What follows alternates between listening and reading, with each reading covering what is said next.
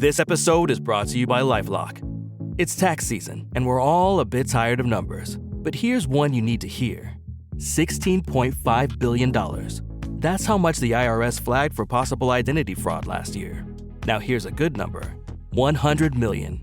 That's how many data points LifeLock monitors every second. If your identity is stolen, they'll fix it, guaranteed. Save up to 40% your first year at LifeLock.com/podcast. Terms apply. This episode is brought to you by Progressive Insurance. Fiscally responsible, financial geniuses, monetary magicians. These are things people say about drivers who switch their car insurance to Progressive and save hundreds. Visit Progressive.com to see if you could save. Progressive Casualty Insurance Company and Affiliates. Potential savings will vary, not available in all states or situations.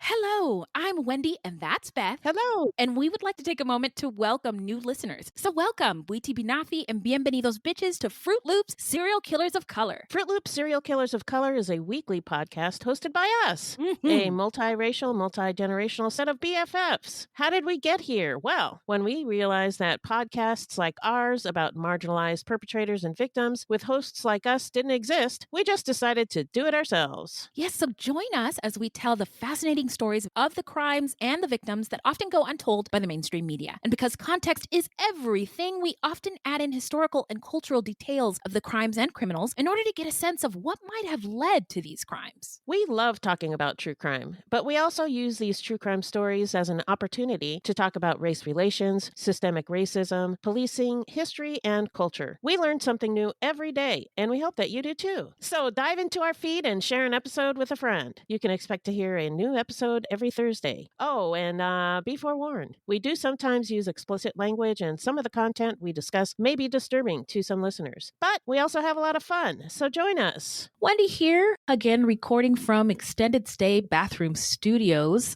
the lap of luxury. And today's Rewind episode is part 2 of our coverage of the DC Sniper case. Part 2 gets into the victims and the outcome and our takes. We got into many deep conversations about this case. The victims and the news coverage and the societal issues around violence, discrimination, and white supremacy. We talk about Mildred. What a queen. And again, we recorded this show a while ago. Since then, we have evolved. The tips in our How Not to Get Murdered section still apply, but we've changed the language to reflect learning from other people's experiences. We're not here to victim blame. As always, we continue to evolve. Best Fiends is no longer a sponsor, but I'm on level 2700, as I said. Also, Harry and Meghan have stopped responding to my text messages, and BetterHelp is still a great resource, even though they're not a sponsor anymore. So if you listen to this, I recommend you give it a try because 2025, oh boy, we are all going to need all the support we can get. Anyway, we love you all. Love and healing energy to everyone in this new year. Love and healing energy to the families and communities and every single soul who was affected by or left in the wake of this case. And as always, rest in power to the victims. So without further ado, French, here's the episode.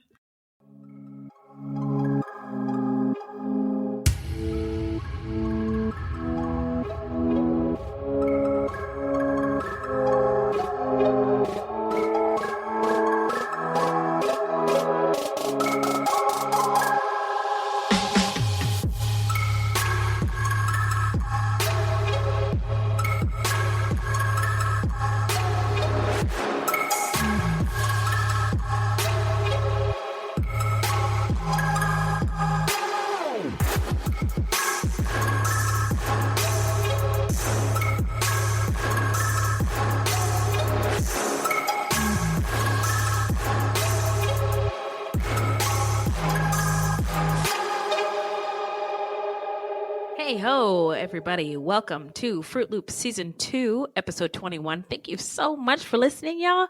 Fruit Loops is a podcast about true crimes committed by people of color and their victims that we don't hear or know much about. Now, contrary to popular belief, not all serial killers are white dudes. There are many well-documented cases of serial killers of color, and Fruit Loops is a podcast all about them. We will take deep dives into the fascinating lives and crimes of serial killers and true crimes committed by people of color and their victims that the media and entertainment commonly leave out because, well, the news is racist. Allegedly. And we are Wendy and Beth. She's Wendy. I'm Beth. We're not journalists, investigators, or psychologists. Just a couple of gals interested in true crime. Also, the opinions expressed in this podcast are just that, our opinions. Please send any questions or comments to fruitloopspod@gmail.com or leave us a voicemail at 602-935-6294, and we may feature it on a future episode. Also, our website is fruitloopspod.com. Our Facebook page is Fruit Loops Pod, and our discussion group is Fruit Loops Pod Discussion on Facebook. We are also on Twitter and Instagram at Fruit Loops Pod. That's right. So if you want to support the show, you're listening and you're like, I love these guys. I love these gals. I need to support them. You can send us a donation on the Cash App, which you can download to your phone, or you can find online at cash.me/$Fruit Loops Pod. And the cool thing about Cash App is there's no subscription issues involved. So it's like, if you want one bonus episode, you can send us a donation on the Cash App, and you can get a bonus episode. And then you don't have to worry about like your card being charged over and over again. So I'm surprised more people don't use it. But anyway, it's available to you, or you can become a monthly patron through our Podbean patron page, which we also love. So thank you to all of our patrons. Or if you can't help monetarily, no problem. You can always give us a 5-star review on iTunes or anywhere else you get your podcast from. And be sure to share our podcast with your friends. Yeah. And I wanted to also mention that we have merch on our website now. So if you go to fruitloopspod.com and go to the merch page, you can find all our merch there. Oh, that's awesome. So how is your Fruit Loops pillow treating you? Very well. Happy birthday. Thank you. Wendy bought me a John Douglas pillow for my birthday, which I That's love. right. He's keeping me safe as I sleep. Yes. So there's pillows, there's mugs, there's baby what are they Onesies, called? I haven't yeah. had onesies. Yes, onesies. There's t-shirts. There's all the things. So just go check it out. And if Go you check it want out, to, yeah. get that Fruit Loops Pod merch, man, it's there for you. So who are we talking about today, Beth? This is part 2 of the story of the DC sniper attacks, also known as the Beltway sniper attacks, which were a series of coordinated shootings that occurred during 3 weeks in October of 2002 in the states of Maryland and Virginia and the District of Columbia, aka the DMV. 10 people were killed and 3 others were critically wounded in the Baltimore-Washington metropolitan area and along Interstate 95 in Virginia during the spree. And there were also some preliminary crimes as well. And if That's you right. are just tuning in today, go on back to part 1, listen to that, and we'll meet you right back here. Yes. So how you doing, Beth? I'm doing okay. So I confessed to our Fruit Loops fam in our discussion group that I got my Ancestry.com DNA results back, and it did not show any African ancestry. I can't tell you how bummed out I was to get that information. But here's something I didn't know after I got that information, and I should have done my research beforehand, but I didn't. Not all DNA tests are the same, or not all companies are the same. No. After looking into it some more, it seems like Ancestry.com is better for people who are looking for relatives. Like if you don't know who your relatives are, you're adopted, or I don't know, maybe your dad was a bit of a whore. Anyway, not necessarily for detailed information about their heritage. They base their results, which they call estimates, by comparing your DNA with a pool of DNA of folks from different areas. So if, there's a lot of people in Sweden that have this DNA, then they estimate that you're from Sweden. Anyway, if there isn't a lot of DNA information in their database about a particular people, like say Africa, it just won't show up. And that information could change as they gather more information. Your DNA doesn't change, but who they can match it up to does change. So I'm not giving up on my African heritage. Don't. Don't give up. Yeah, I won't. My sister got her results from 23andMe, and I probably should have done 23andMe too. So I probably will do a 23andMe test sometime in the future when they have a sale. So Right. Fruities, let me know if you see it on sale anytime soon.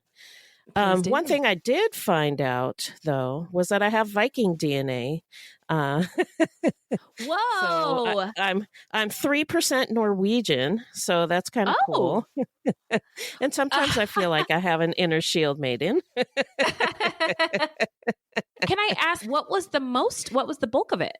Okay, so the most 69% was England, Wales, and northwestern Europe, and they circled France and Germany. Anyway, northwestern Europe, and then the second most was Irish and Scottish. That was 25%, and then 3% Swedish and 3% Norwegian. Oh, okay. Yeah, no, I think that the ancestry thing is fun. I do believe that there are different sort of tiers in terms of caliber of these DNA things, and I don't know. I think 23andMe is like up there, and then Ancestry is like middle of the road, and so I think would probably get much better, more satisfying results with 23andMe. From 23andMe. Yeah, I think Ancestry.com is probably the best for if you want to connect with other people. Because they do genealogy and people have their family trees on there. So once you connect with somebody, you can probably go back pretty far on your family tree. But as far as like your heritage, your DNA and stuff like that, I think 23andMe, I like their report better too, how they broke it down. I wasn't real impressed with Ancestry.com's report. Yeah. Well, I am fascinated to see, like what else you find out if you take a different test. I know that I feel like this episode might have prompted some of my maternal family members to do their own tests. Oh, wow. So two of my aunts who are listeners, they did. I don't know which test, but it also revealed some medical situation information about them and for them. But one of the really interesting things that it revealed, so again, I've said before, I'm half Afro-Latinx, specifically Garifuna. And Garifunas are descendants of West Indian people, and they mixed with the Mayans and the people already existing, the indigenous people in throughout Central America. So they were African mixed with Central American indigenous. And I think like a huge percentage, like over 50% of my aunts, two of my mom's sisters did this test, and it revealed that they're like overwhelmingly Central American indigenous. And then another big chunk is African. Wow. And so my mom's going to do her test too, which is really exciting. But it just man, when I do get that bag and I can afford to do a DNA ancestry test, I'm really looking forward to the results because of, my Central American family ties and also my African American ties. Like I would like it to be as comprehensive as possible because I'd love to know where my African American ancestors were stolen from. So that's awesome that you got the results that you got and that your birthday has been nice and fun and you've enjoyed yourself. I had a good birthday. Yeah. We saw Us today. So if you, we did. if you are one of our patrons or Patreons, you will hear Beth and Wendy's take on the movie Us. And boy, oh boy, was it a good movie. So, we'll just leave that there. We'll just leave it there. Just become a patron. Come on. But I firmly believe that if you used a different company to do this DNA nonsense, that you would get different results. And what it really means is that there's just not enough African people who are doing these tests. So there's not enough DNA in the pool. That's what I think. Yeah. Yeah, I agree completely. So no matter what the test says, Beth, you still my soul sister. And anyway, All is well over here on the south side of Phoenix. All right. The Mueller investigation has concluded. So we got him, right? Not so much. Very, very okay, disappointed. Let's move on. Yeah. Let's move on. Move on to something happier. Yeah. Oh, I know. How about some listener letters? Save us, angels. There we go. There they are. Oh, thank you. Thank you. So, what do you got for us, Beth? Jeannie on Facebook messaged and said, "Hey, ladies, love the podcast. I'm from Baltimore, so I heard about you guys from Affirmative Murder, and I haven't missed an episode. Good vibes and keep up the great work." Thanks, Jeannie. Yeah, we love our play cousins over there at Affirmative Murder. Yeah. They're great. They're really funny. And Yeah, they tell thanks, stories that Affirmative we've Murder. literally never heard before. So, Right. yes. Yeah. And then we have a new patron, TJ, who said, "So dope. This has become one of my top podcasts to listen to. I was so excited to find a cast about POC serial killers that was well researched and thoughtful. Keep up the amazing work, ladies." Thank you, TJ. Oh, thank you. You know what? I forgot. I'm so sorry, guys. I've been missing out on your hip hop air horn. So that's for you, Jeannie, and that's also for you, TJ Nichols. Thank you. All right. And then Brad via email said, "I'm assuming he's already on your list, so I'm just wondering when you're going to do an episode on Kendall Francois, serial killer from Poughkeepsie, New York.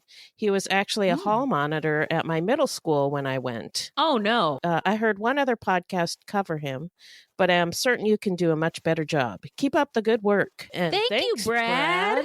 Yeah. By the way, I've never met a black guy named Brad, so I'm assuming Brad is a wonderful white gentleman. So thank you, Brad, for listening to our show.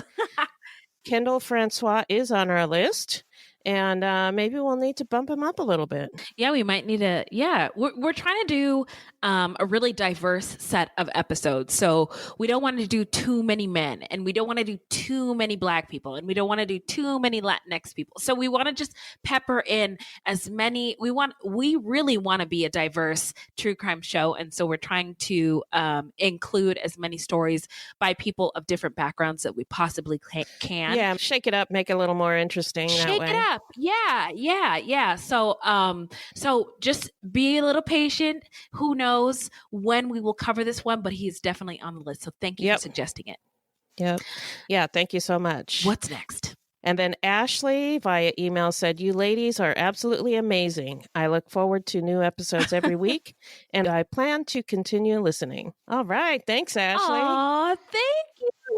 Everyone's Ashley. All right. Man, we really appreciate all the love that you guys have been giving us. I wanted to showcase a letter that we received. So we got some new patrons. And so I am going to give you some musical ballads. So get ready.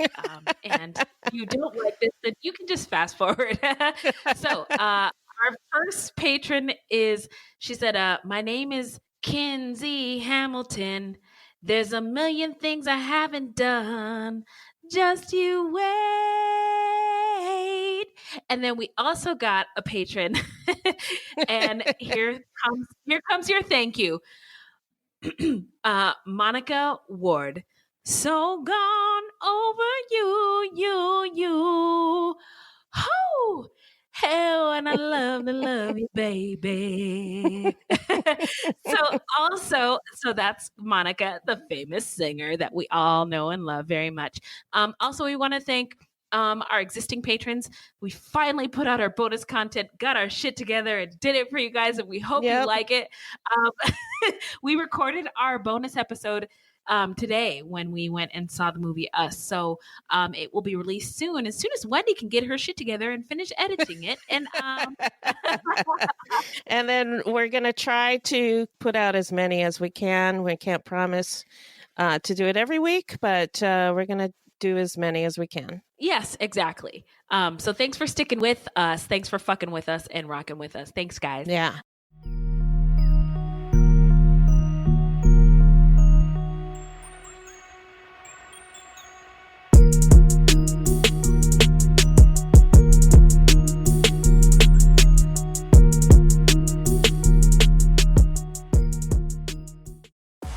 Watch the world's biggest tennis stars clash in the California desert at the BNP Paribas Open, live on Tennis Channel. How do they get to these shots? Tune in daily for exclusive first ball to last coverage from Indian Wells and witness all of the jaw-dropping action as the game's top men and women square off at one of the greatest events in sports. It's tennis magic you need to see to believe. The BNP Paribas Open, live on Tennis Channel and streaming on the Tennis Channel app. I want to take a moment to tell you about my podcast, Carol Costello Presents Blind Rage. In 1984, a woman named Phyllis Cottle was abducted in broad daylight, tortured, and left to die in a burning car in Akron, Ohio. At the time, I was a rookie reporter covering this horrific story. Since then, I've reported every kind of crime imaginable. I've been able to leave most of them at work, but not this one, the one that buried itself under my skin and stayed put. Phyllis Cottle was a badass woman, and I want to tell you her story. A production of Evergreen Podcasts and signature title of the Killer Podcast Network, you can find Carol Costello Presents Blind Rage wherever you get your podcasts. Discover more great true crime and paranormal programming at killerpodcast.com. We're just going to dive right back in head first to the timeline. And this is where the fuckery continues in Virginia and other areas. So, Beth, what have you got for us? Well, they were snipers. Well, first of all, there was some fuckery in the last episode because I have to make a correction. What? This is funny. I made fun of an article that said Malvo's fingerprint was found on a magazine about weapons rather than a weapons magazine. And, well, the joke's on me because it actually was a magazine about weapons. Oh, like a paper read-through magazine. Yeah. Oh, okay, yeah. It was called Guns and Ammo. Guns and Ammo magazine. I'm just going to call you Egg Boy. Oh. Eggs on your face. Eggs on my face. That's right. That's so, that's well, it seemed ridiculous. And I was imagining Malvo sitting in the parking lot reading a magazine, but apparently he had it like in his back pocket and it fell out when he ran from the scene. Oh. Which is still pretty dumb. But well, criminals, He was a teenager. Yeah. Yes. He was a young man. So getting back into the story, in part 1, we discussed the setting, Washington, D.C., the timeline. The victims were 17 in total. The perps, John Allen Muhammad and Lee Boyd Malvo. What we know of their early life and the crimes. And now we're picking it back up at the first crimes of the spree that began with a series of single shot attacks to people doing regular things like mowing the grass, sitting on a park bench, reading, getting gas, vacuuming the car, and walking down the street. The killers were leaving cryptic messages at the scene, and by now they have claimed at least 6 victims in the 2 days when they arrived in the DMV. Oh, me, oh my. So we left off last week on October 3rd, 2002. Now, the next day, October 4th, Malvo and Muhammad started covering a wider area and then started taking 2 or 3 days between shootings. On October 4th, 43-year-old part-time substitute teacher Caroline Sewell was wounded in the chest at 2:30 p.m. in the parking lot of a Michael's store in Spotsylvania, which doesn't sound like a real place, but apparently it is. While she was putting her purchases in her minivan, as she was closing the car door, she felt pain in her back and heard something hit her car. She realized that she had been shot and fell to the ground. A bullet pierced her lung, diaphragm, and liver, but she survived. Ballistics later tied the bullet that was removed from her body to Muhammad's Bushmaster rifle. By this point, hundreds of journalists had converged to cover the unfolding events. School officials reassured the public that they were taking every measure possible to protect children by tightening security and canceling all outdoor activities. And on October 7th, Montgomery County, Maryland police held a news conference to announce that police officers had been posted at schools for protection. The officers were placed at schools as a deterrent, but also to give the public peace of mind. But it appears they were only placed at the white schools because let me tell you what happened after this. Shortly afterwards, at 8:09 a.m., Iron Brown, a 13-year-old student, was shot in the chest and critically wounded as he arrived at the Benjamin Tasker Middle School in Bowie, Maryland. Now, Brown's name was initially concealed from the public because he was a minor, but later it was revealed. Now, Brown is he's a I'm not exactly sure, but he's a person of color. So I'm not sure what his makeup is or how he identifies, but he's not white. By the way, he was kicked off the school bus for eating candy and would have never been in the position he was in if the racist bus driver had not kicked him off.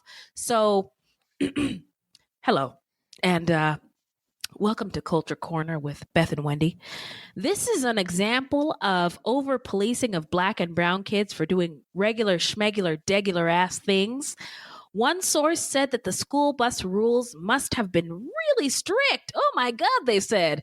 Guess what color those podcast hosts were. But I'm convinced that they were actually just racist and saw the one black and brown kid breaking the rules, given his skin color and his actions, and felt it to be unacceptable and worthy of harsh punishment. Bias is dangerous, very dangerous. And unfortunately, when a group of white kids are playing, it's seen as just playing, harmless playing. They're having fun. And when a group of little black kids are playing, it's perceived as violent. And your biases determine how you view that. A report in 2018 found that black students in K through 12 schools are far more likely to be disciplined, whether through suspension or referral to law enforcement, than their counterparts of other races. Black boys are 3 times as likely to get suspended compared to white boys, and black girls are 6 times as likely to face suspension in school than their white counterparts. I mean, black girls get suspended for things like having an attitude.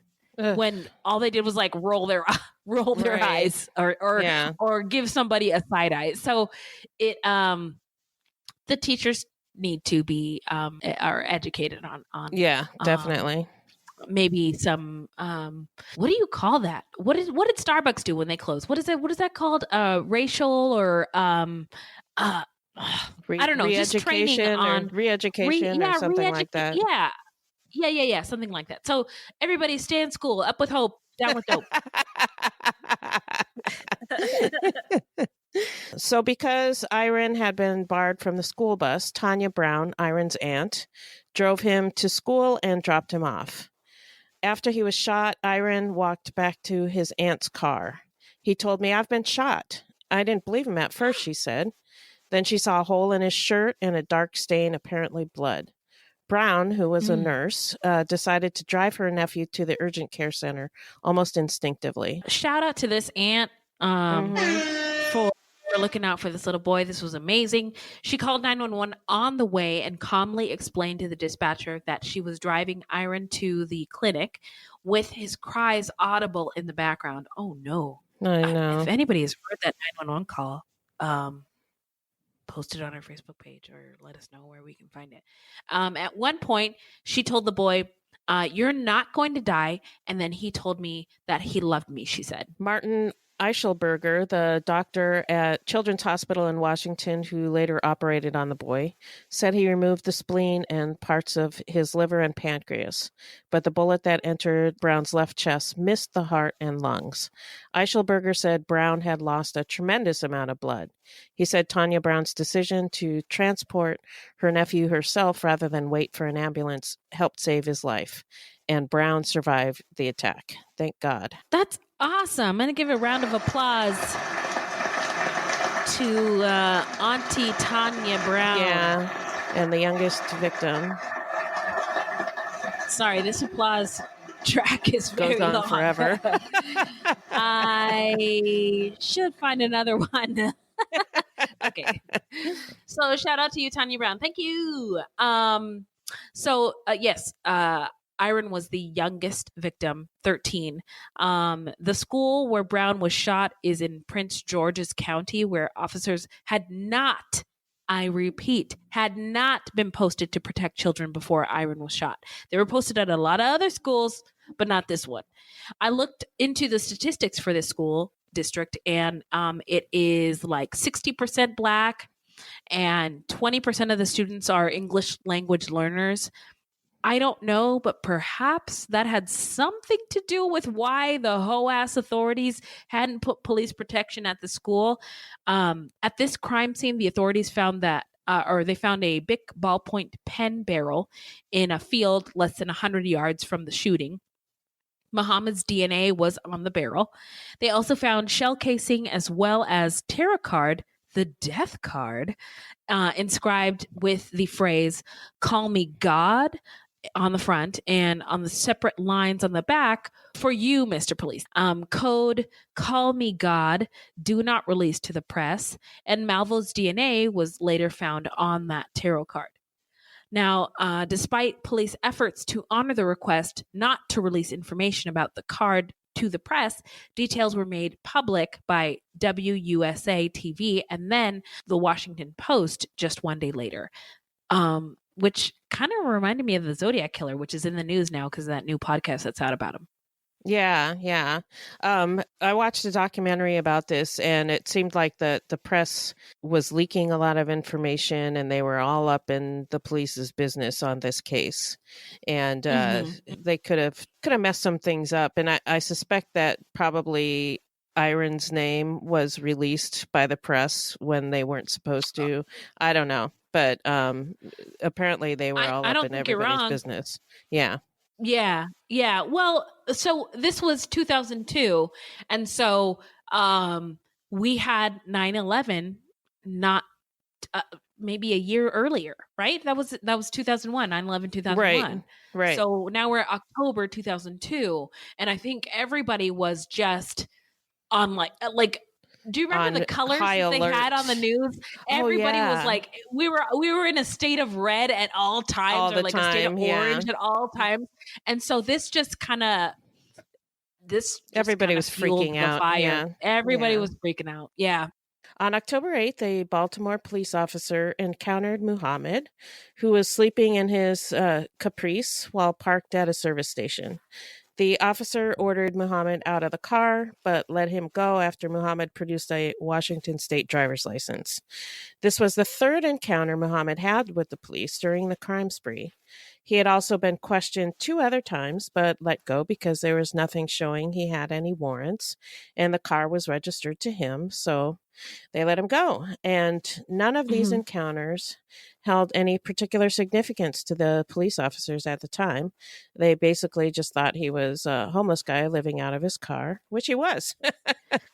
Yeah, but it's crazy. It's from my perspective as a Black woman in America, it's weird that this man would encounter the police 3 times and walk away like totally unscathed. Like nothing happened to him. No ticket, nothing. Killing, nothing. Like he just, and I'm wondering what his driver's license said.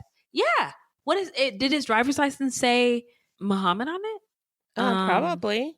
Or did it have his previous last name? So I don't know, but it is quite unusual for the cops not to fuck with you when you encounter them as a person of color in the United States.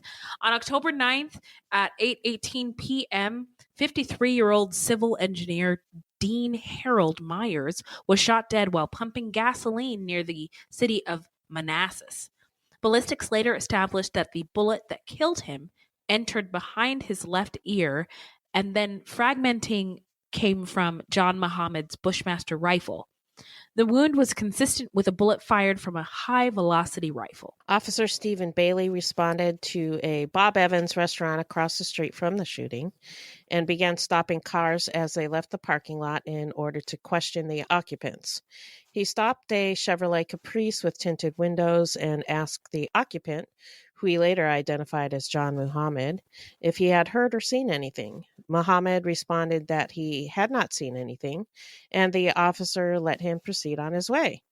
On that parking lot, the police found a map of Baltimore. The fingerprints of both Muhammad and Malvo were later found on that map.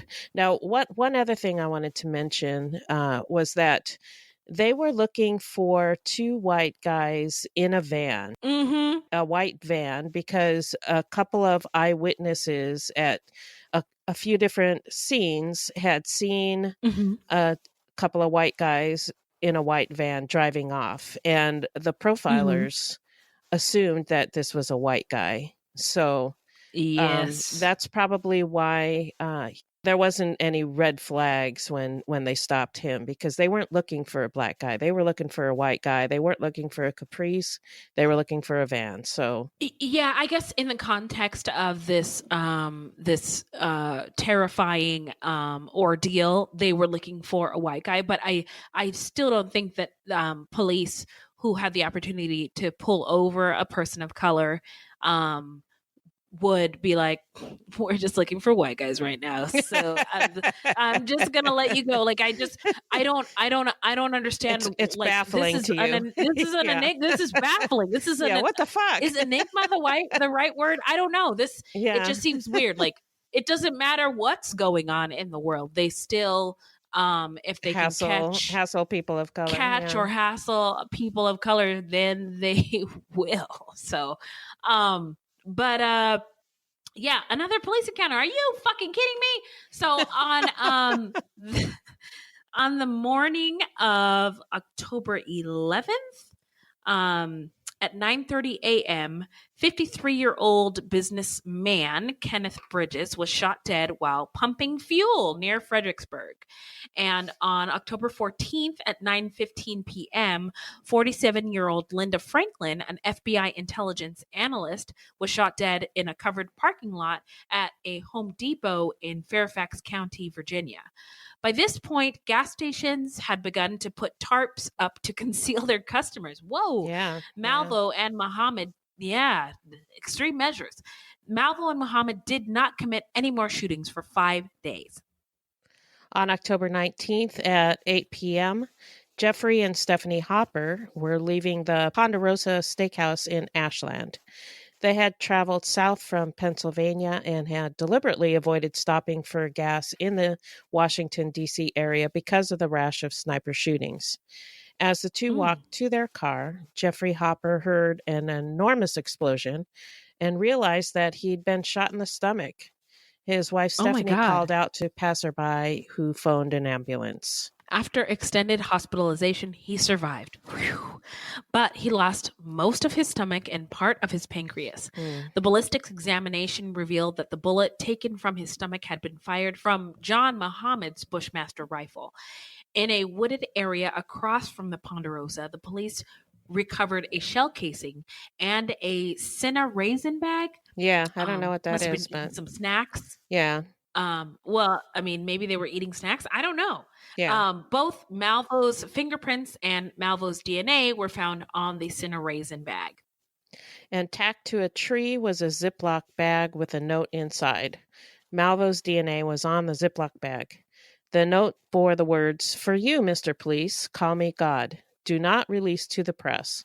On the back was a further note which referred to phone calls that had been placed to the police and to a priest in Ashland. Those calls had demanded $10 million in ransom money in order for the killings to stop. That note concluded, "P.S. Your children are not safe anywhere at any time." The note used the words "we" and "us" repeatedly, indicating to authorities that they were looking for more than one killer. It also gave police a phone number to call to coordinate the ransom. Oh, okay. Well, on October 21st, Richmond area police arrested two men, one with a white van outside a gas station.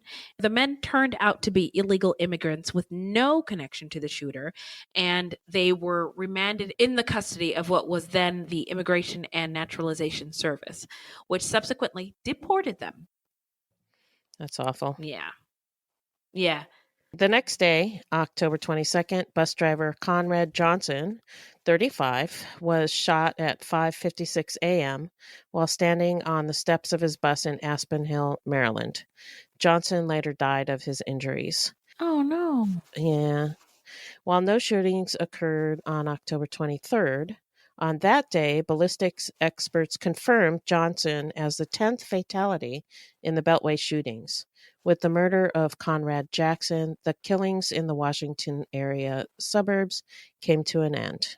I just gotta say, it's interesting. So I'm like watching. I just watched the Atlanta Murders new documentary that was on TV this weekend, and it took 16 murders of 10 Black kids for people to take action. Now, this is obviously a different time, but boy, oh boy, were the police on it. I mean, they were not gonna let this go on for much longer. Yeah. So yeah. I just think it's interesting. Just comparing the two. Yeah.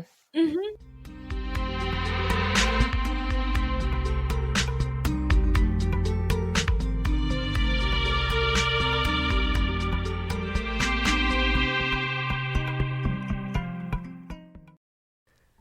From DNA testing to the Dixie Mafia, Crime Capsule brings you new stories of true crime in American history. I'm your host, Benjamin Morris. Join us for exclusive interviews with authors from Arcadia Publishing, writing the hottest books on the most chilling stories of our country's past. You can find us wherever you get your favorite podcasts or on evergreenpodcasts.com. Crime Capsule. History so interesting, it's criminal. So when the scammer uses the hypnotic method of building rapport, then they create dysfunctional, delusional reality. That's how a scam begins, convincing the mark that it makes perfect sense to hand over their money to a con artist. The Scams and Cons podcast tells you how scams are run. You'll hear how people are convinced to buy fake art, buy machines that print money, or steal your house.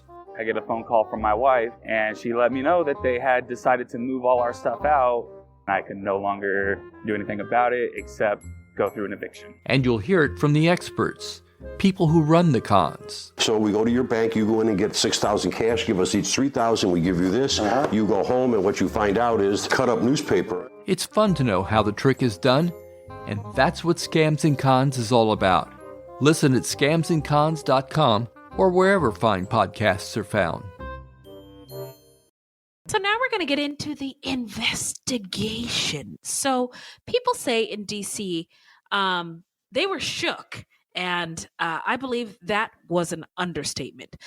Profiles suggested people should be on the lookout for an angry white male in his 20s and 30s who hated authority in a white van in the DC area were wrong. Clearly, that's racist and very wrong.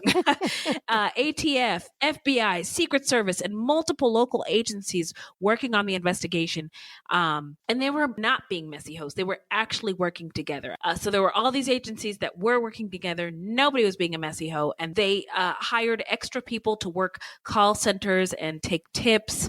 The killers actually called the tip line themselves, but I think the person on the line thought that they were joking, so they were hung up on. So yeah, they had also the documentary I watched. They had a lot of trouble with the phone lines. A lot of people got hung up on. So yeah, a lot of people were calling. I don't know why I'm laughing. Sorry. Inappropriate. It was not going real well with the tip line. No, but they tried. They tried. They tried. Authorities learned that the phone number in the note left at the scene at the Ponderosa Steakhouse, where Jeffrey Hopper had been shot, was actually that of a payphone near the restaurant. Authorities had the media deliver a message to the snipers, asking them to call that number, and the FBI arranged to reroute and monitor any calls to it. A call was received at 7:57 a.m. on October 21st. The caller said hello twice, and then it sounded as if a tape-recorded message was being played. The message referred to earlier demands and concluded with the warning, "Your children are not safe." The number was traced, and 2 men were arrested at a payphone. They also had a white van. But guess what? They had the wrong phone booth. Hello from the other side. I must have snapped 1,000 times to tell you. What do they say? Your children are not safe. It don't matter. Anyway, I shouldn't go on. Yeah, so the phone booth that they should have converged on was across the street. So that got all fucked Whoopsies. up. Yeah. Hello from the other side. Yeah, of the street. Other side of the street, y'all. So between October 15th and October 21st, 4 telephone calls were received by the police and one by a Catholic priest that threw light on the case. On October 15th, a call was received by Amy Lickoff, a dispatcher for the Rockville, Maryland police. The message said, among other things, we have called you 2 times before trying to negotiate. We have got no response. People are dying. The caller hung up and never called back. The call came from a 703 exchange. The day before the call, on October 14th at 9:15 p.m., Linda Franklin had been murdered in Falls Church. The Falls Church area is within the 703 exchange. I'm assuming they mean area code. Yeah, that's what that Exchange means. is area code? Okay. Yep. That's an old-timey word for area code. Oh, that's the 703, see? Yeah, see? Yeah, see? Is that how your parents talk? No. They didn't talk like gangsters. I know you said your parents are old. Okay. Yeah. They were older, but they didn't talk like gangsters. Okay. See? Yeah, see? Wise guy, eh? Yeah, see? Teach him a lesson. Rip him up. So one of these calls linked the DC area shootings to one of the crimes where the weapons magazine, it still makes me laugh, where that magazine was found at the scene. So in the call, they referenced that crime scene. And so the police were able to link it to the DC sniper killing. So Malvo's fingerprints had been found on that magazine, and they were identified through his immigration records. And John Muhammad was listed as Malvo's sponsor on the records. So they were able to link the two. And then Malvo was also visually identified by an eyewitness at the scene of the robbery of the ABC liquor store in Montgomery, Alabama. Okay. The crimes had attracted nationwide attention, and October 17th, 2002, police received a call from Tacoma, Washington. The caller said that John Williams had been involved in a divorce, that Williams had changed his name to John Muhammad, and that his ex-wife lived in the Washington, D.C. area, not Washington State anymore. The caller also stated that Muhammad was regularly in the company of a teenage boy, whom Muhammad had nicknamed the Sniper. At one point, the police asked Muhammad's ex-wife, Mildred, to go to D.C. to lure out the killer, but she was like, hell no! Hell no. There we go. Hell no. Where am I? Hell no. He's a motherfucking sharpshooter, and he will not miss. Come on, guys. She also conveyed to the authorities how she told them over and over and over again that he was going to try to kill her, and they failed to act on every turn. And she was like, y'all not about to use me as bait. Next. So a check with the National Crime Information Center computer files showed that Muhammad owned a 1990 Chevrolet Caprice with a New Jersey license tag NDA 21Z. It was learned then that law enforcement had made inquiries on that Caprice a total of 12 times before and after the shootings. What? Yeah, but police had been so focused on the white van that they didn't notice that they had done that. Of course not. Yeah. So a lookout for that automobile was broadcast by the press. Oh, this was another leak The police hadn't decided yet whether or not they wanted to inform the press about the car. They weren't sure exactly how they wanted to go about getting them, but it was leaked to the press. Yeah. So the press publicized the information about the automobile on October 23rd. And soon afterwards, Muhammad's car was spotted in a rest area off a Maryland highway by a man who called 911, and police arrived within minutes. So now we're going to get into the arrest and the trial. Now, because the darkly tinted windows made it impossible to determine whether the occupants of the car were asleep, the final assault was carefully planned. At 1:30 a.m. on October 24th, 23 days after the spree began, teams of FBI agents and police wearing protective gear charged across the open parking lot and smashed out the side windows of the Caprice. Woo, that's gangsta. Muhammad and Mava were taken into custody. They were asleep at the time, so they were taken without incident. Muhammad had transformed the Caprice into what has been described as a killing machine. And I read that he got a lot of ideas for this by reading about the IRA in Ireland, the Irish Republican Army. Oh, and shit. things that they did. Yeah. So a hole was cut into the lid of the trunk just above the license plate, through which a rifle barrel could be projected without being seen. And the trunk would then catch all the shell casings and prevent them from being left at the scene. And then the side and rear windows of the Caprice had been heavily tinted, as we mentioned, which they had not been before. They see me rolling, they hating, they hoping they'll catch me right and dirty, try to catch me right and dirty, try to catch me right and dirty. Anyway, the inside of the trunk lid, which at the time of the car's purchase had been white, was repainted dark blue, making it less visible when opened. That is really fucking smart. And the backrest of the rear seat had been modified to permit easy access into the trunk from inside the car. The backrest was split into two sections, and each could be rotated outward to permit entry into the gun port that had been created in the trunk. Wow. I wonder where did they go to? Like West Coast Customs? Was Exhibit involved?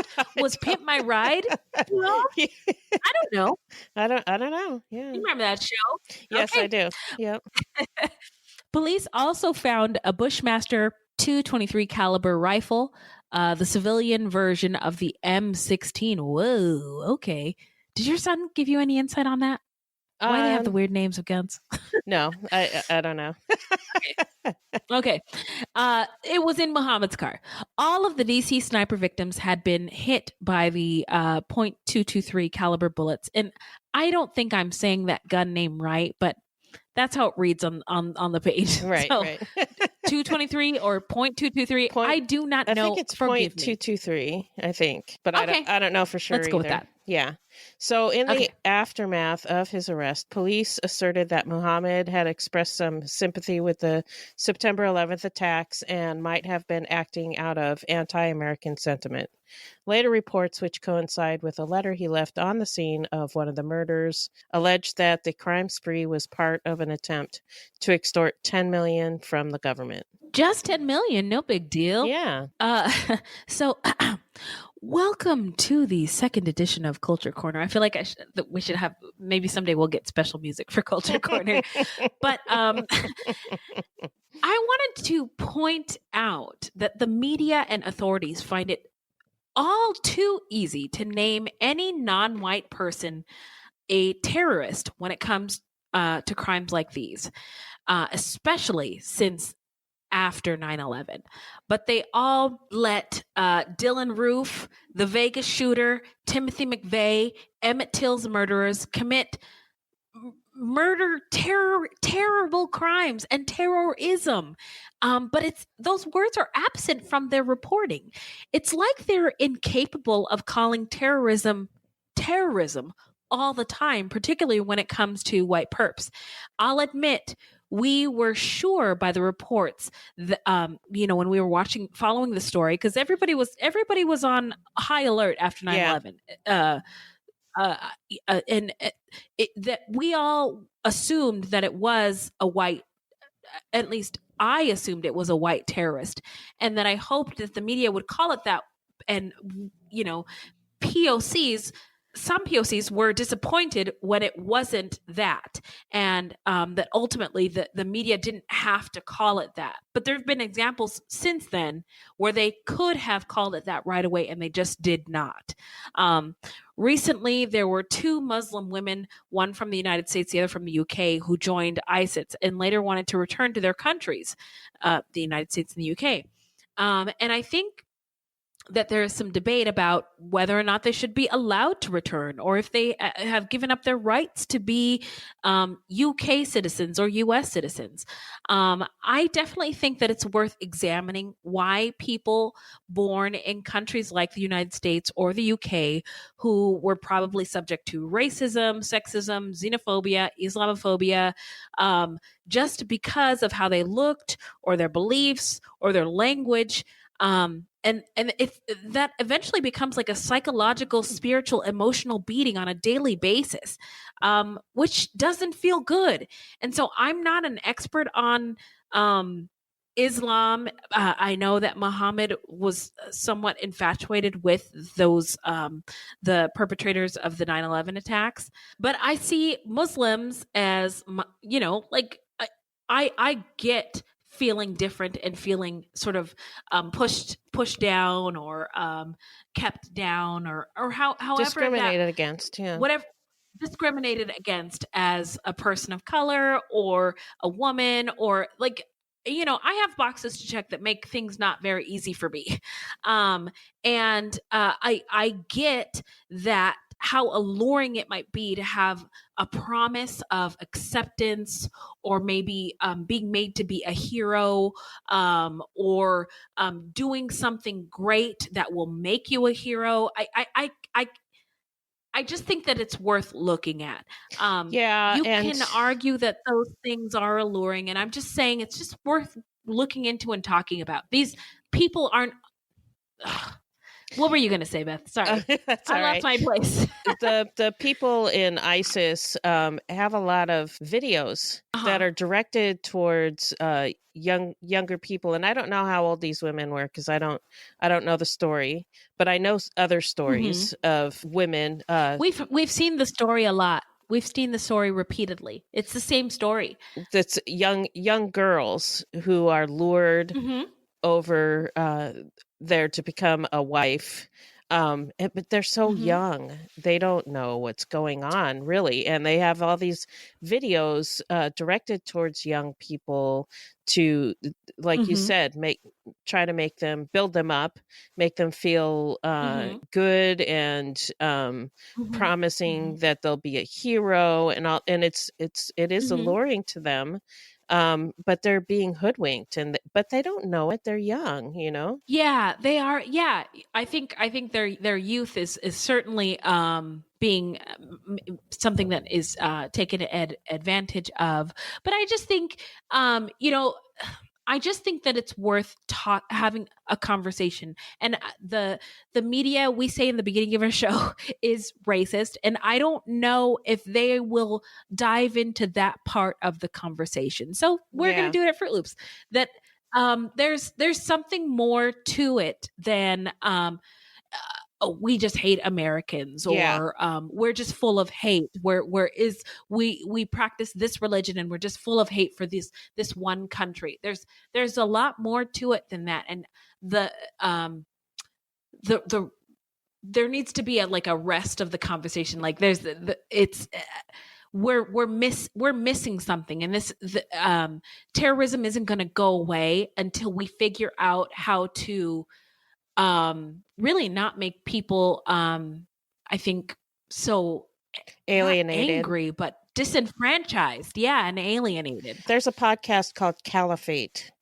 That's oh yes, yeah. Oh, that was a good one. Yeah, that was a good one. But oh man, yeah, they talk a lot about this kind Thank of you thing, for so, yeah. Yeah, thank you. That was Thank a you. really Thank you. good Sorry podcast. to go off on a tangent, but I feel like like people are like, why would these people do this? But there's a lot of reasons listen to why. that podcast, Caliphate. It'll talk a lot about that. Yeah. It will. Okay. So tangent. So let's move on. Okay. Moving what on. happened next, Beth? So next, Muhammad was tried just for the murder of Dean Myers. Not sure why. Maybe they thought that the evidence for that murder was the best. But in any case, he was tried for the murder of Dean Myers by a jury in Virginia Beach on November 17th in 2003. In the 6-week trial, the prosecution produced more than 130 witnesses and 400 pieces of evidence. Muhammad's legal team argued that he was mentally ill at the time of his murderous rampage, a condition exacerbated by Gulf War syndrome. Oh, that's a throwback. Remember the Gulf War? Yeah. Though their case was largely circumstantial, there was no eyewitness to prove that he actually pulled the trigger.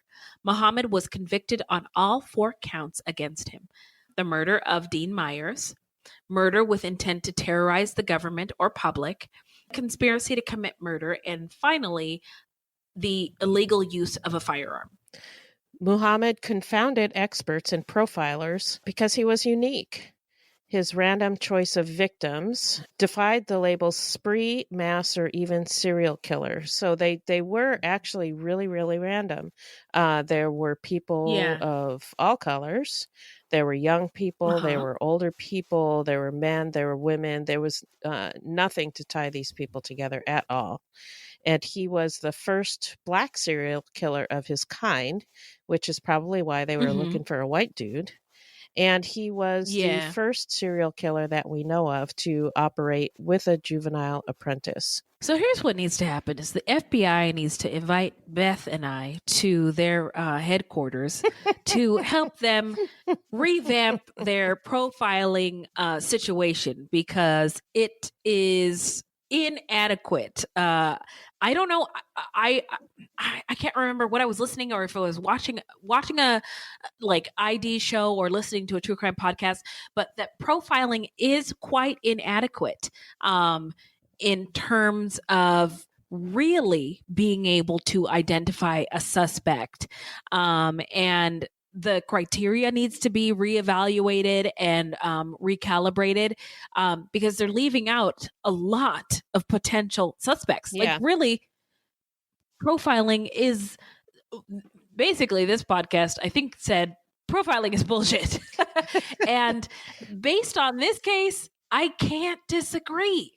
So anyway, now we are going to get into where are they now? Well, let me tell you, Malvo, who was a minor at the time of the shootings, entered a guilty plea to first-degree murder in 6 of the murders. As part of the plea deal, he agreed to testify voluntarily as to all of the shootings that occurred in Maryland. At Muhammad's trial in 2006, Malvo described how Muhammad clothed him, fed him, and made him, quote unquote, a monster. Malvo said he shot 3 people and worked as the spotter in the other shootings. He was sentenced to 6 consecutive life sentences, which, what is the point? Prison reform. Anyway, without the possibility of parole. Malvo is serving the life sentences at Red Onion Prison in Virginia. On Monday, March 18th, 2019, the U.S. Supreme Court agreed to hear the appeal of Lee Boyd Malvo to determine if he should be resentenced because he was a minor at the time of his crime. So this was just last week. Oh, damn. It will consider whether Malvo's sentence should be affected by a 2012 Supreme Court ruling that deemed mandatory life sentences without the possibility of parole for those under 18 unconstitutional in most cases. I kind of thought that was already on the books as like a rule that you can't sentence minors to life sentences, but in 2012, yeah. Okay. Well, a jury convicted Muhammad of the October 9th, 2002 shooting of Dean Myers, and he was sentenced to death on March 9th, 2004. The conviction and the sentence were affirmed by the Supreme Court of Virginia. Damn. have a questionable history, on April 22nd, 2005, and Muhammad was executed by the state of Virginia via lethal injection on November 10th, 2009. And that was really, really fast, considering there are humans on death row now for decades. Yeah. So, yeah, I don't know why it was so fast. I know why. It starts with an R and it ends with an A. Yeah. Sometimes they go on for so long because there's so many appeals. So I don't know if he just gave up or if he wasn't allowed to appeal anymore. I don't know. But in any case, also there's the Islam element to it too that I think what's that just sort of fueled the fight. Well, he'd converted to Islam. Oh, right. And so he wasn't just black. Right. He was also a Muslim. Right. So Mildred Muhammad wrote a book in 2009 called Scared Silent, in which she claimed that her ex-husband shot all of those people simply to lay the ground for another murder, her own, so that he could regain custody of their 3 children. After their bitter divorce, some 3 years before the shootings, Mrs. Muhammad was awarded custody of their son, John, and daughters, Selena and Taliba. It was in his determination to get them back once and for all, she says, that he hatched his twisted plot. By murdering a great number of people all around her home just outside Washington, he would make the authorities believe that a serial killer was on the loose. He was trying to place me in the middle of all these killings so that when he finally took me out, the police would think I was just another sniper victim. It might sound bizarre and far-fetched, but not if you knew John Muhammad. She repeatedly told authorities he would kill her. She got a restraining order, and once in court, he got pissed and chased her and her lawyers out of the courthouse. You have to remember that he was trained in psychological warfare in the Army, and he was prepared to do anything to get what he wanted. That means all these innocent people were killed just because he was trying to kill me. I still have a hard time living with that. I constantly blank out of my mind the number of people who died in my name. Mrs. Muhammad is embittered that American society refuses to regard her as one of her ex-husband's victims. And I just think that that's unfair. Yeah. She is a victim. She has therefore set up a self-styled help group for the families of abusive men called After the Trauma, and spends her time traveling the country on speaking engagements. And I heard her on a podcast, and I mean, she is a really powerful woman. I heard her speak, and I was uplifted. I got my spirit that day. That's so nice. Yeah. She's really dope, and the only word I can think of is just a really powerful, inspiring. Woman, Yeah. In Washington, some people still point an accusing finger at her, suggesting she ought to have made the connection between her husband, whom she knew to be a trained marksman with a grudge, and the sniper much sooner. I don't think she deserves that. She didn't kill anyone. No. Others tell me I should have stayed married to him, she shrugs. That way I would have been the only one to die. And in my opinion, those people are awful. That's terrible. Give them all the bags of dicks. Yeah, all the bags of dicks. I don't know what the sound is for that. I like that one. Dicks don't fart. Give them the hip hop farts. Yeah, the hip hop fart horn. So I have little kids, right? So we watch a lot of Despicable Me and Minions, blah blah blah. Oh, they do the farts, 21 fart salute. Yeah, my grandson had one of those fart machines. No way! No, it was a fart gun from the Minions. Oh my God! Are you serious? Oh my God! If my kids had one of those, they would be unstoppable. And then I think he took it in the bathtub, and now it doesn't work anymore. Oh, good. Isn't that? You know what? Sometimes your kids' toys are so fucking annoying that you're like, would you like to take a bath with your toy? Yeah. Because once it goes in the water, it's not going to work anymore, and it's not going to drive you crazy anymore. It's or you're great. like, I don't know what happened to that toy when very well you threw it in the garbage. I don't know, sweetheart. Yes, indeed. So Mrs. Muhammad no longer pays heed to such criticism. Amen, sis. You get the hip hop awards for being the strongest Black woman that we love you for. She has totally reinvented herself, and through her victims' rights group, she says she has found her true vocation. She has also remarried to Reuben Muhammad, a drug abuse counselor whom she met through a website for single U.S. Muslim people. She wrote a second book in 2017 called I'm Still Standing, which she says is for the victims and survivors of domestic violence, as well as those who are in a position to help, but may not know how. She reaches out through the personal stories of how her family wrestled with life, death, and everything else in between. Yeah, she talks about how her kids are still doing good, and she just again, I can't imagine the weight that she has to carry around. Yeah. I heard her describe it, but I certainly could not relate to it. But she was just like, no, I'm not. That's not my burden to carry. I didn't kill those people.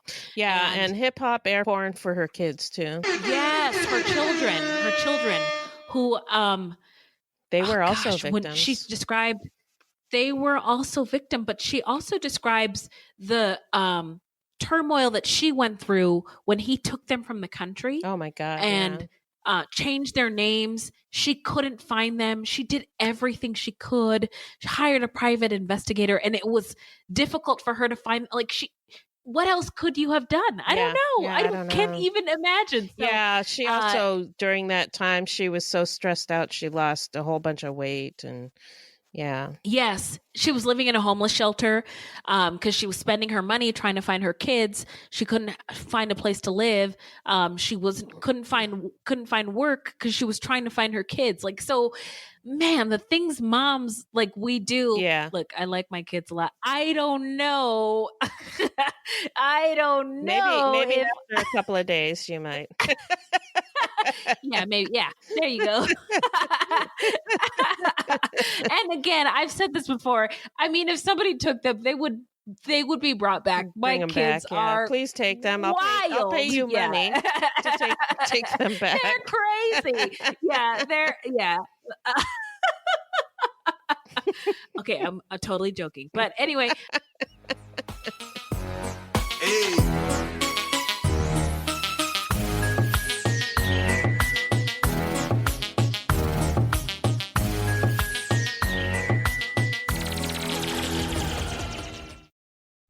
On the morning of August 1st, 1966, shots ring out from the observation deck of the clock tower on the University of Texas campus. It marks the infamous beginning of the modern era of mass shootings in America. You're listening to Stop the Killing podcast. Join us as we take you behind the crime scene tape to explain global mass shootings and mass attacks. I'm Sarah Ferris, but more importantly, this is Catherine Schweit, the former head of the FBI's active shooter program. I spent 5 years as the FBI's top executive looking for answers to the mass shooting crisis. I've been at the shooting scenes, I've traced heroic acts of bravery, and I've sat silently and listened to the heart-wrenching stories from survivors. Amongst this horror, there is hope. We all hold the key to stop the killing. You just need to know how to unlock the door. Download Stop the Killing and be part of the solution. Search Stop the Killing on Apple, Spotify, and all the usual suspects. So, Beth, tell me what you think made these DC snipers snap. Well, Muhammad was a very angry man. I don't know exactly what the basis of his anger was, but he was very angry and resentful. He did have a rough childhood, and I'm sure that serving in the army and his PTSD didn't help him. I also tend to think that joining the Nation of Islam probably didn't help either, because some of their message about hatred towards white people probably didn't help. It was the NOI that he joined, the Nation of Islam, right? Not regular Islam. Yes, that is what the you said. I just Nation wanted of to Islam. re-clarify, because we went into detail about that in the first part. Right, But I'm sorry. The Nation of Islam is not just the religion, not Islam, or the the religion. practice of Islam. Yeah. Because as we mentioned in our earlier episode, Mildred became a Muslim because she wanted to find peace.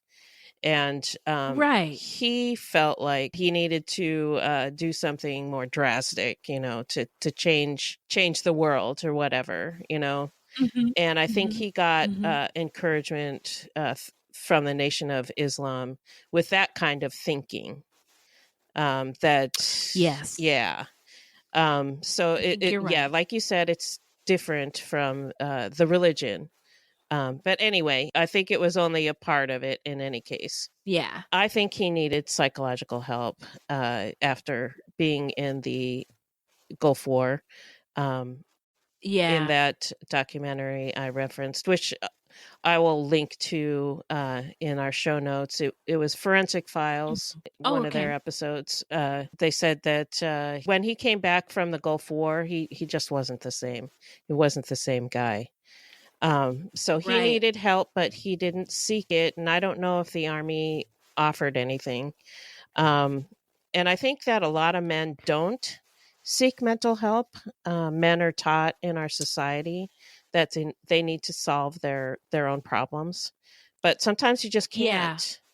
In my opinion, there's no shame in seeking mental help when you're having a problem. Absolutely I don't care. not. Yeah, I don't care what society says. I think there's no shame. I think you're actually a stronger person to be able to admit that you have a problem and open up to someone else, because that's hard to tell a stranger your problems.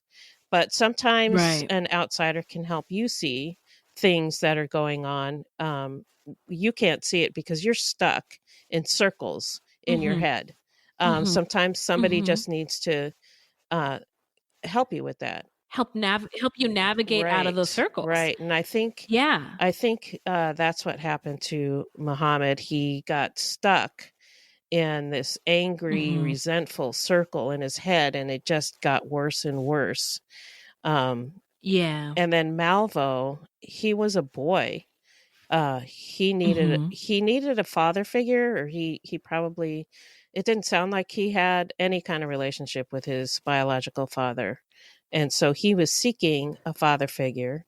Muhammad stepped in and he probably looked up to him, and there was some psychological abuse going on there, because I read somewhere that he had him on a diet of like crackers and honey or something weird like that. And he was very controlling. And so I think Malvo probably would have done anything for Muhammad. He looked at him as a father, and he was being controlled by him. So that's my thoughts. What about you? I appreciate all of your thoughts. I think that thank you. By the way, I wanted to thank you for just sort of tapping into the mental health part of it for vets. Yeah. I think being a Black man in America is challenging, period. It's stressful. You're always fighting to fit in, to be accepted, fighting to stay alive, fighting to not get shot, fighting to keep up with your, non-POC counterparts. And for some people, that is just too difficult, too much. Even if he did kill his wife and get his kids, he still would have had felt the same way. Like it wouldn't have solved his problems. Anything. Yeah. No. And I think that the pressure of living as an American Black man was just too much for him. And rather than seeking help for after his military service through maybe his mosque or the VA mental health branch or his family, he broke and he snapped and he became just so angry and angry enough to self-destruct and kill other people. Islam is not a religion where people kill people for fun. Right. It's a religion of peace and love with nearly a quarter of the world's population. And he sort of bobbed and weaved and went another way. Yeah, so we hear a lot about ISIS and Al Qaeda and stuff like that. Those people are like fundamentalist Christians, like the wacky fundamentalist. Yeah, Christians. I would say they're like our alt-right. Yes, they're like our alt-right, but they're also Proud Boys over here. They kind of remind me of like the Westboro Baptist Church, where they're just wacky. That is not normal Islam. That's the wacky version, and we Christians have their own wacky version. So don't. I don't want people to think that ISIS and Al Qaeda that's what Islam is all about, because it's not. Yeah, it's not anything like that. Right. And just, find a friend who is a Muslim, and they will tell you like, no, that's not. No. I remember when I was in high school. So, hello, welcome to Culture Corner with Wendy and Beth. So I was the vice president of the Multicultural Club in high school. I'm shocked. At White High School. So, but I had Muslim friends, I had Jewish friends, and I had I had friends of many different religions. I can't think of any other ones right now. Sorry. And I had Mormon friends. And so I didn't have any Buddhist friends. But I did go to a religious college and learned about Buddhism, and I really had an appreciation for it. Like it's pretty dope. But I remember I would ask after 9/11 would have deep conversations with my Muslim friends and ask them about what does it feel like? What is it like being in this world right now? And and then I would go back to my Sunday school, because my parents made me go to church every fucking Sunday and every fucking Wednesday and every fucking Thursday. But, so I would go to the Sunday school teacher and be like, well, the Christian Sunday school teacher would say, well, here's what I know about Islam. And I would be like, you must not have talked to a Muslim person, because that's not what they say. Yeah. So we there's just this sort of lack of communication that needs to sort of happen in order for us to have a better understanding and appreciation of each other's beliefs and identities. I learned a lot. I think it was my first year in college or somewhere around there, from a Religions of the World class, where they talked about all different kinds of religions. And I thought it was fascinating. And I really think they should do that in high school. Like just talk about all Wouldn't the that different. be something if they did? Yeah. Yeah, I think that's a good idea. I think it's a good idea because, boy, oh boy, things aren't getting better. No. And we know that if we learn about things that are different than what we're used to, that we're not as afraid of them, and we don't see them as dangerous. Right. And so we need to learn about these things. Yeah. And so I think a lot of the terrible things that are happening in the world is because there's fear. Yes, because people don't understand. Yeah. I don't fucks with Star Wars, but I'm pretty sure Yoda said fear leads to anger and anger leads to hate. Yes. And that's exactly what's happening. Yep. So, I think I already talked about how this makes me angry. You said this makes... Oh, we're just now diving into takeaways? We're just diving into takeaways. Okay. All right. So you go ahead. You're done. Okay. So Wendy already did her takeaway somewhere. It's buried in there somewhere. It's somewhere in there. So my main takeaway, other than what I said about what I think made Muhammad snap, is that it's really sad to me that Malvo, who was a child, was sentenced to life without the possibility of parole. And I don't think he would have committed these crimes if not for the influence of John Muhammad. And people might disagree with me about classifying Malvo as a child, but he was a minor, and the brain does not fully form until we're around 25 years old. And when these crimes took place, he was 17. So he probably met Muhammad when he was like 15 or 16. So he had like at least a year to work on him before he committed these crimes. To groom him. To groom him. Yeah. And because our brains do not fully form until we're like 25, we all do really stupid things when we're young adults and we don't understand the world around us.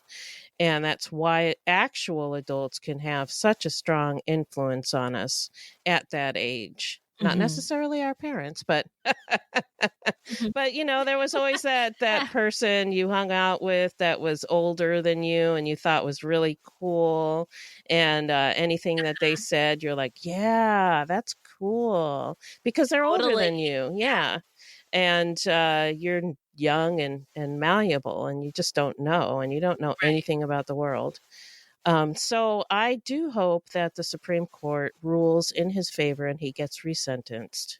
But I'm doubtful given the makeup of the Supreme Court at this time. Well, I'm hopeful as well. I do want to remind everybody about the idea of the adultization of children who are not white, the Black and brown kids that at age 5, I think for boys, they are considered adults in the eyes of the law and the world. And so if something bad happens to a young brown or Black boy, they are seen as more responsible for the bad things happening to them bullshit. And more responsible for their behavior, which is really unfair. If you know any 5-year-old, they're fucking nuts and not like they have no fucking clue what's going on. Yeah. No goddamn sense. So to blame a brown or Black child for bad things that they were involved in or that happened to them, 100% is completely unreasonable and unjustified. And I hope that the Supreme Court gets it right also. Yeah. So now we're going to get into how not to get murdered or schmurdered. So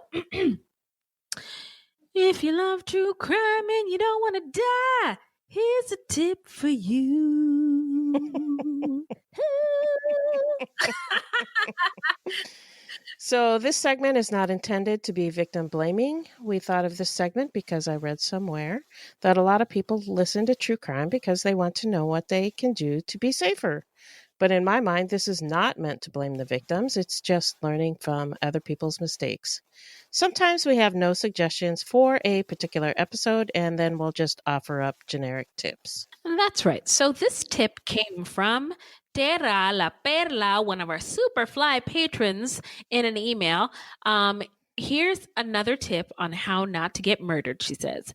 Invest in AAA. Now, woo, this is a gold mine. Once, she said, my daughters started driving and then I enrolled. I have bought my sister and niece memberships as gifts. It has helped retrieve locked keys in the car, flat tires, etc. Also, once the call to AAA has been made, in the event something does happen, like a weirdo showing up and kidnapping you, that call to AAA will be the start of a paper trail. So that is a really great tip. Thank you, Terra. Yeah, great advice. I love AAA, and I do have a membership, which I added both of my kids to. Even though they're adults, you can still do that. And I've used it many, many times. I've had it for years. They also offer discounts at many places like hotels and theme parks. So that's a plus. Oh, yeah. And I've also called AAA before, and while waiting for them to arrive, had people come up and ask me if I need help, which is super nice if the person is legit. But since I don't know and You tell them to fuck off? and I'm suspicious of everyone, I just crack my window a little bit and say, "No, thank you. I called AAA and they should be here any minute." Which you can also say even if you don't Get outta have here. AAA. You can still you can still lie and say that. Bye. So before I had AAA years ago, there were occasions when my car broke down and I had to walk to a gas station to get help. So yeah, this was in the days before cell phones, long time ago. Oh my gosh. Several times people would stop in their cars while I'm walking and ask if I need help or want a ride. And I would always say no, even if the person was a woman, because I don't trust nobody. Oh my gosh. So I would often lie and say something like, "Oh, my husband's waiting for me over there," and point. And oh, that's so smart of you. I don't trust nobody. I would get in the car. I remember one time my dad took the car away because I must have had a bad attitude that week or something.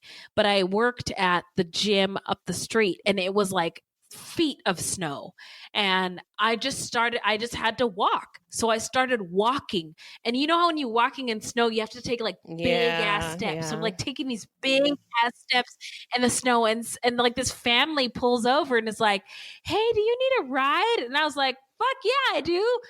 Scoot over."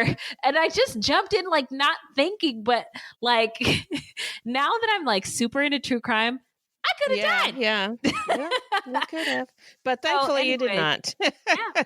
So anyway, if that does happen to you, just let the person know that someone's nearby or coming soon.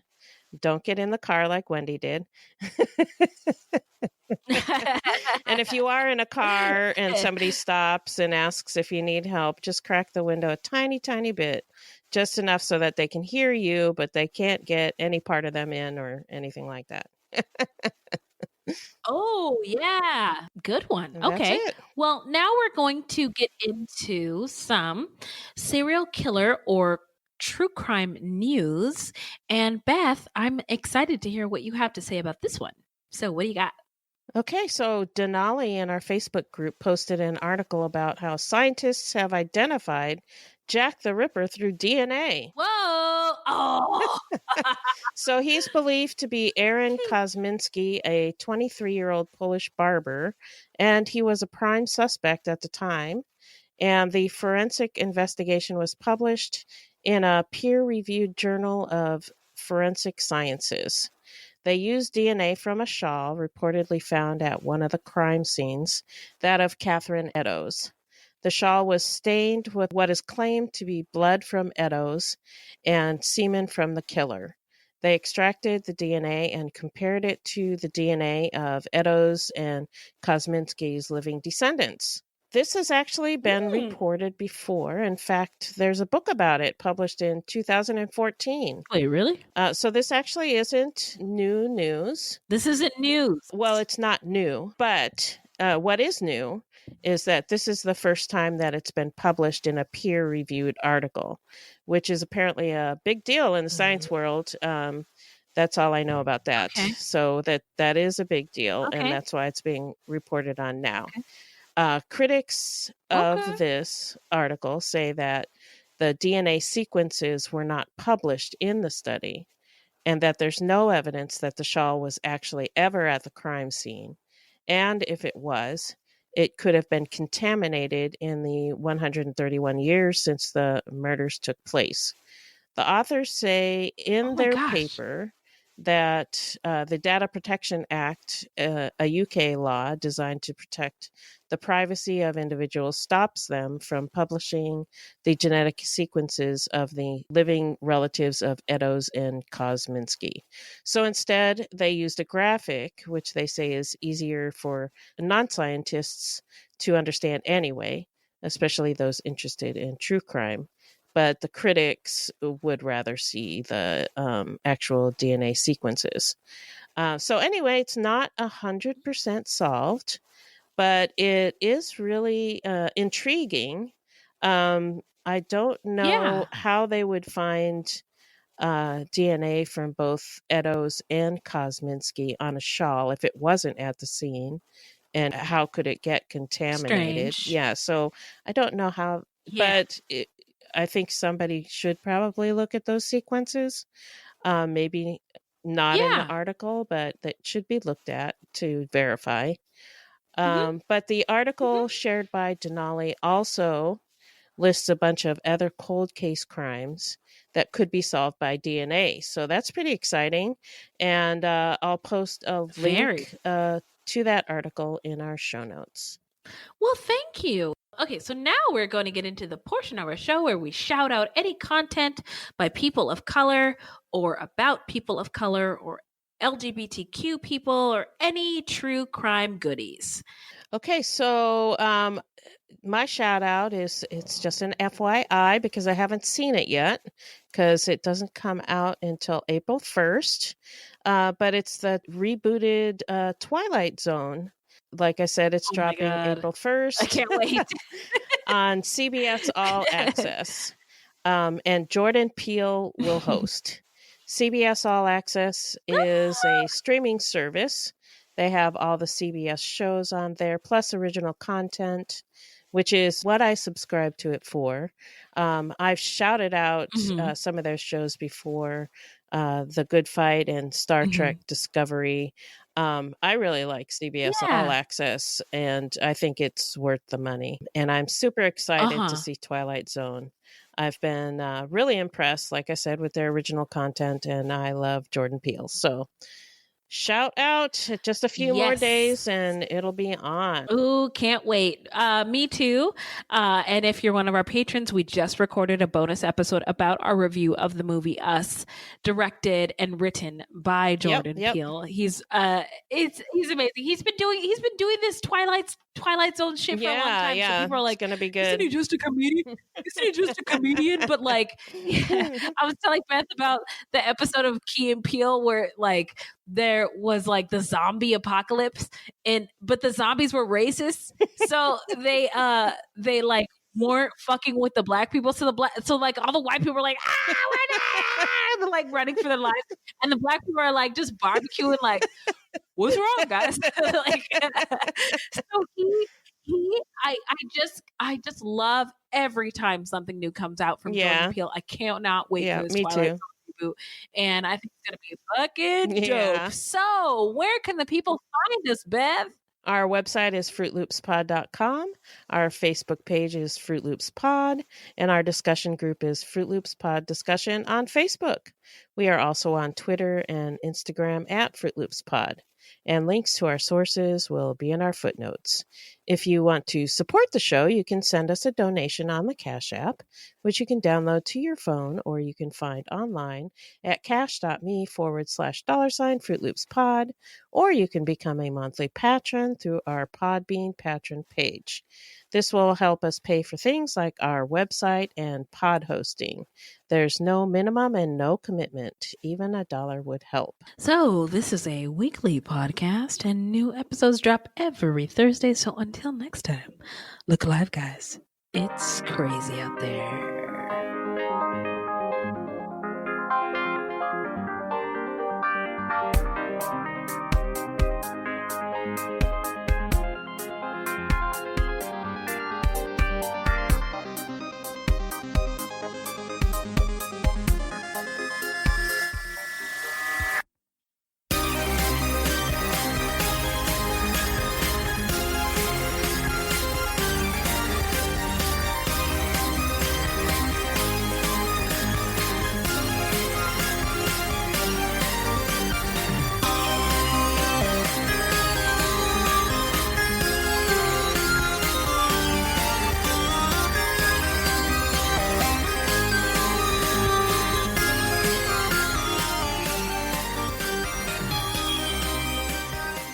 All right, that's all for today. We thank you all for your support and your love and your grace.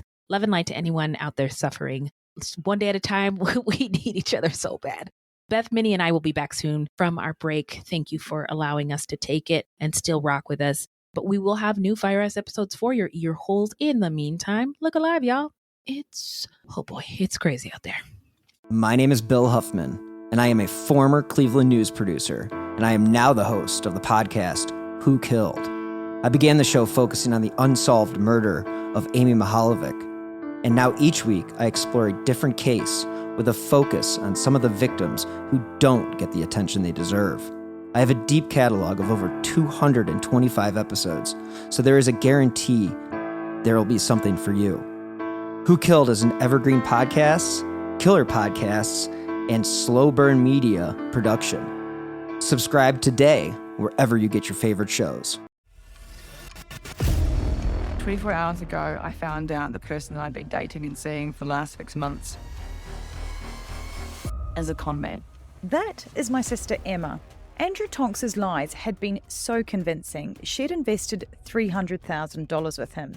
However, the tables were about to turn on Andrew. What he didn't know was that Emma had discovered his real identity.